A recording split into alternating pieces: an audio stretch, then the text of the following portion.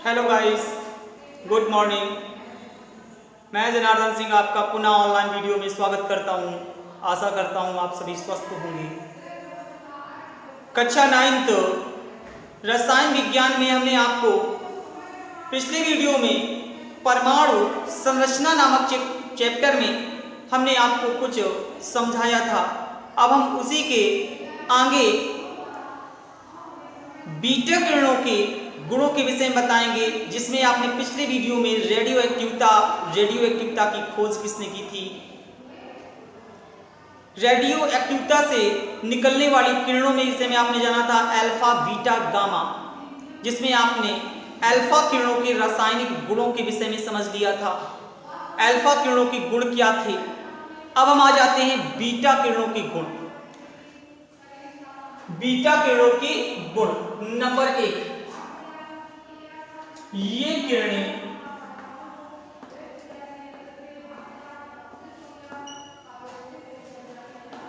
Cathode के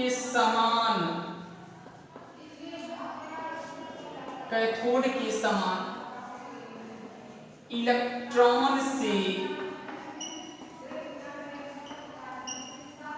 मिलकर बनी होती हैं।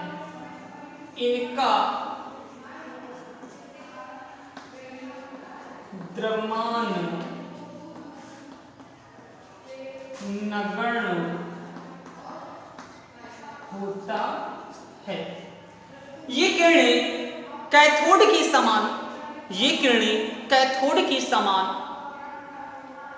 इलेक्ट्रॉनों से मिलकर बनी होती हैं, लेकिन इनका द्रव्यमान कैसा होता है? नगण्य होता है। अगले नंबर में चलते हैं। ये किरणें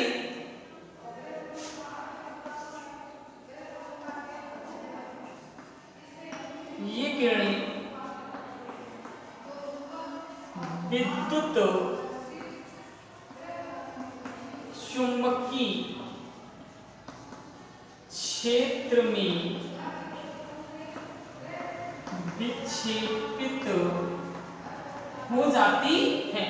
ये किरणें विद्युत चुंबकीय क्षेत्र में विक्षेपित हो जाती है। जैसा कि आपने फिगर के माध्यम से समझा था कि रेडियो एक्टिव पदार्थ से बीटा किरणें धन दिशा की ओर मुड़ जाती थी। क्यों? क्योंकि बीटा किरणें ऋणावेशित कणों से मिलकर बनी होती थी, जिसमें आपका कौन सा कण उपस्थित होता था? इलेक्ट्रॉन उपस्थित होता था। अब हम चलते हैं अगले नंबर की ओर। ये किरणें न्यूट्रॉन के टूटने से बनती हैं। ये किरणें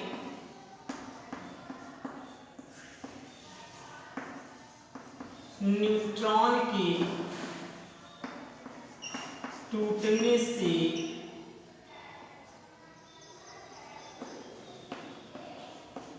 बनती हैं। नंबर 4, ये किरणें न्यूट्रॉन के टूटने से बनती हैं। नंबर 4, इन किरणों की भेदन क्षमता अल्फा कणों से अधिक होती है। इन किरणों की भेदन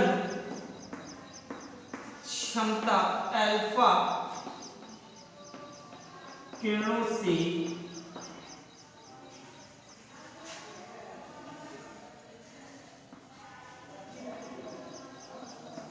अधिक होती है। ये किरणें अगले नंबर में चलेंगे तो हम देख लेते हैं। ये किरणें फोटोग्राफिक प्लेट को काला कर देती हैं। ये किरणें गैसों को आयनीकृत कर देती हैं। ये किरणें जिंक सल्फाइड की प्लेट पर स्फुरदीप्त उत्पन्न करती हैं। इस प्रकार आपने बीटा किरणों के गुणों को समझ लिया। अब हम चलते हैं गामा किरणों के गुण की ओर।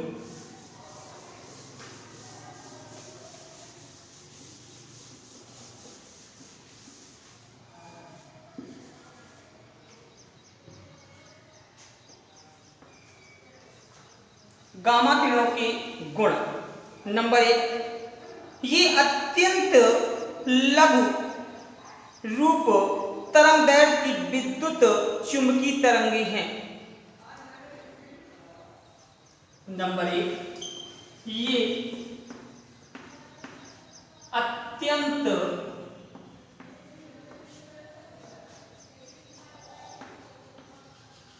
लघु तरंग दैर्ध्य की किरणें हैं। नंबर 2, ये किरणें विद्युत तरंगों के समान दूरभेदी होती हैं। ये किरणें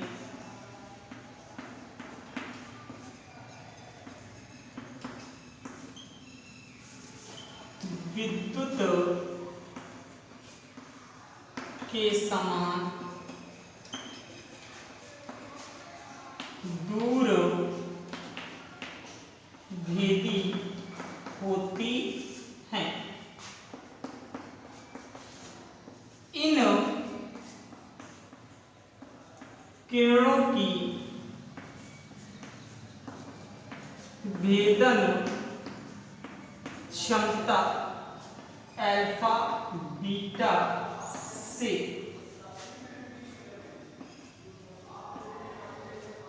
अधिक होती है। मतलब समझ लीजिएगा, ये अत्यंत लघु रूप की तरंग दैर्ध्य, जिसकी तरंग दैर्ध्य बहुत कम होती है, वे ये किरणें हैं। ये किरणें विद्युत के समान बहुत अधिक भेदन वाली किरणें होती हैं, अर्थात इनकी भेदन क्षमता अल्फा बीटा से अधिक होती है। ये किरणें विद्युत चुंबकीय क्षेत्र में विक्षेपित नहीं होती हैं, अर्थात ये सीधे निकल जाती हैं। इस प्रकार आपने इन गुणों के विषय में जाना। अब हम अल्फा बीटा गामा के गुणों की तुलना के विषय में ग्राफ के माध्यम से समझ लेते हैं, जिससे आपके सारे गुण भी क्लियर हो जाएंगे। तो चलिए देखते हैं ग्राफ के माध्यम से। जैसा कि हमने आपको बताया था कि अल्फा बीटा गामा किरणों के गुणों का हम तुलना करके देखते हैं ग्राफ के माध्यम से। इसमें हमने प्रत्येक की हेडिंग सहित व्याख्या की है, जैसे प्रकृति, नंबर 2 विद्युत चुंबकीय प्रभाव, नंबर 3 भेदन क्षमता, नंबर 4 वेग, नंबर 5 आयनीकृत करने की क्षमता। तो नंबर 1 में आ जाती है प्रकृति, अर्थात अल्फा किरणों की प्रकृति कैसी होती है। तो अल्फा किरणों की प्रकृति अल्फा कणों से होती है, यानी अल्फा किरणें अल्फा कणों से मिलकर बनी होती है। तो आपको पता है कि अल्फा कण में 2 प्रोटॉन और 2 न्यूट्रॉन उपस्थित होते हैं, आपने ये लिख लिया। बीटा किरणों में आ जाती है प्रकृति कैसी होती है। तो बीटा किरणें बीटा कण से मिलकर बनी होती है। बीटा कण किसके बने होते हैं, तो इलेक्ट्रॉन के बने होते हैं, आपने ये भी लिख लिया। गामा किरणें की प्रकृति कैसी होती है। तो गामा किरणें एक्स रेज के समान होती हैं, यानी ये उदासीन होती है। अब आ जाते हैं नंबर 2 हेडिंग पे कि विद्युत चुंबकीय प्रभाव कैसा होता है। इन किरणों का प्रभाव, विद्युत चुंबकीय प्रभाव कैसा होता है। तो आप लिखते हैं कि अल्फा किरणें ऋण दिशा की ओर मुड़ जाती हैं। क्यों अल्फा किरणें ऋण दिशा की ओर क्यों मुड़ जाती हैं? क्योंकि अल्फा किरणें धन से बनी होती हैं। इसी प्रकार बीटा किरणें धन की ओर मुड़ जाती हैं। क्यों मुड़ जाती हैं? क्योंकि ये इलेक्ट्रॉन से मिलकर बनी होती हैं। ये उदासीन होती है, इनमें कोई प्रभाव नहीं पड़ता है। अब आ जाते हैं नंबर तीसरे के नंबर कि भेदन क्षमता क्या होती है। तो अल्फा किरणों की भेदन क्षमता एल्यूमिनियम की एक चादर ले ली जाए, कितने सेंटीमीटर की, 0.002 सेंटीमीटर की अगर एल्यूमिनियम की चादर ली जाए तो इसे आर पार ये भेद सकती है। जबकि बीटा किरणें 0.2 सेंटीमीटर, यानी इससे अधिक इनकी भेदन क्षमता हो गई। यानी अल्फा किरणों की भेदन क्षमता बीटा किरणों से कम हो गई, और सबसे अधिक इसकी भेदन क्षमता हो गई आकर के गामा किरणों की। अगर इसका क्रम देखना चाहे तो अल्फा, बीटा और गामा, सबसे अधिक किसकी भेदन क्षमता होगी जाकर के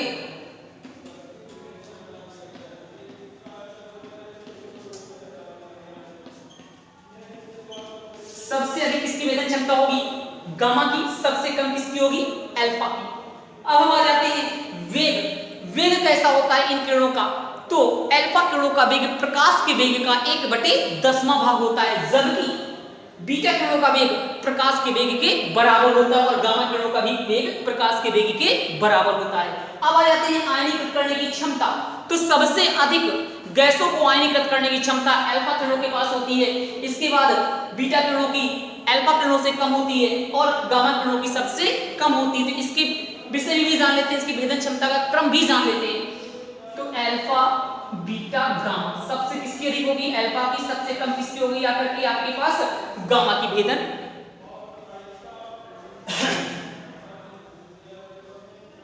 क्षमता। कोई दिक्कत, किसी को कोई प्रॉब्लम हो तो आप क्वेश्चंस कंप्लीट कर सकते हैं। अब हम आ जाते हैं नाभिकी विखंडन किसे कहते हैं? नाभिकी विखंडन, जो अगली हेडिंग लगी हुई है, नाभिकी विखंडन। तो नाभिकी विखंडन का पहले मतलब क्या होता है, इसके विषय में जान लें तो हमारे पास हेडिंग 20 कंप्लीट होती जाती है। तो चलिए देख लेते हैं।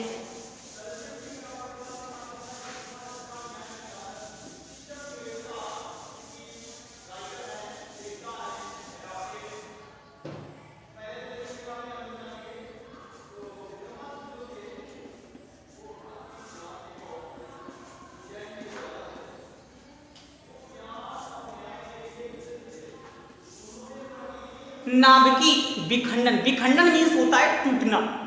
विखंडन मीन्स क्या हुआ? टूटना। जब कोई एक बड़ा नाभिक छोटे छोटे नाभिकों में टूटता है तो इस क्रिया को क्या कहते हैं? नाभिकी विखंडन कहते हैं। जैसे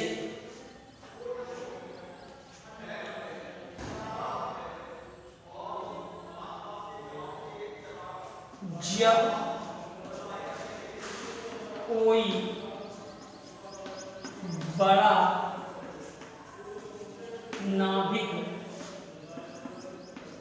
दो या दो से अधिक छोटे छोटे नाभिकों में टूटता है, इस क्रिया को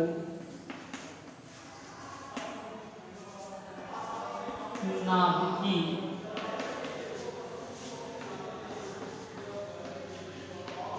विखंडन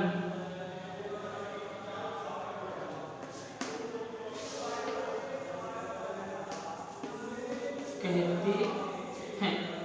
जैसे 92 U 238 प्लस 0 and 1, ये 2 से अधिक भागों में टूट जाएगा।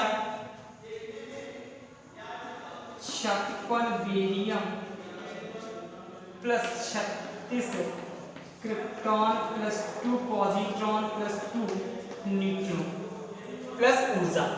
आप देख रहे होंगे कि यूरेनियम पे नाभिकीय विखंडन कराया जाए तो 56 बेरियम यानी बेरियम और क्रिप्टॉन में टूट जाता है और न्यूट्रॉन और पॉजिट्रॉन, एंटी न्यूट्रिनो और पॉजिट्रॉन प्लस ऊर्जा की नियुक्त कर देता है। तो इस क्रिया को आप लोग क्या कहते हैं? नाभिकीय विखंडन कहते हैं। अब हम आपको अगले वीडियो में परमाणु संरचना संबंधी कुछ क्वेश्चंस, कुछ न्यूमेरिकल के विषय में बताएंगे, कुछ फार्मूले के विषय में बताएंगे, जिससे कि आपका ये चैप्टर कंप्लीट हो जाए। धन्यवाद।